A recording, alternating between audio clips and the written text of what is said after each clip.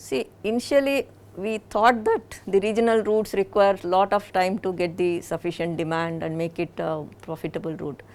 But demand wise, believe me, Udan routes have been surprised all over. Airline says within 3 days they will get the aircraft full.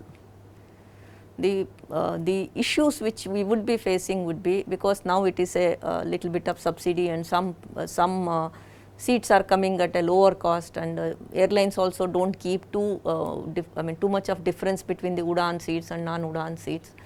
In such case, after 2 years or 3 years, how the sustainability would be. So, that is what we are monitoring, and we are trying to help, that whether market can be developed in such a way that the sustainability will have. But I will give you an example, whether it is a Pakyong, whether it is a Darbhanga, whether it is Kishangarh, whether it is Salem, everywhere we are having no problem as far as demand is concerned. As on today, we have 59 airports in the regional areas which have never seen the operations, commercial operations earlier. 59 airports, including 2 water aerodromes, 5 heliports, and 359 routes have been operationalized. That means like around 130 to 150 new city connectivity. Just imagine the power of network.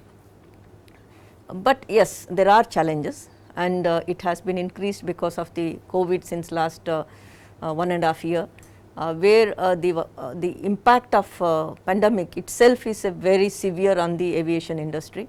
Forget about Udan, but overall.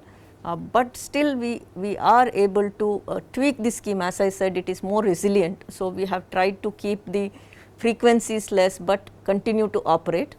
So, our expectation is that we will be able to face this challenge and overcome. Maybe in coming few months, we would be able to expand our scope, and maybe we are now having the special round of 4.1, which is about some of the cancelled routes, some of the routes which some airlines could not take off in those areas.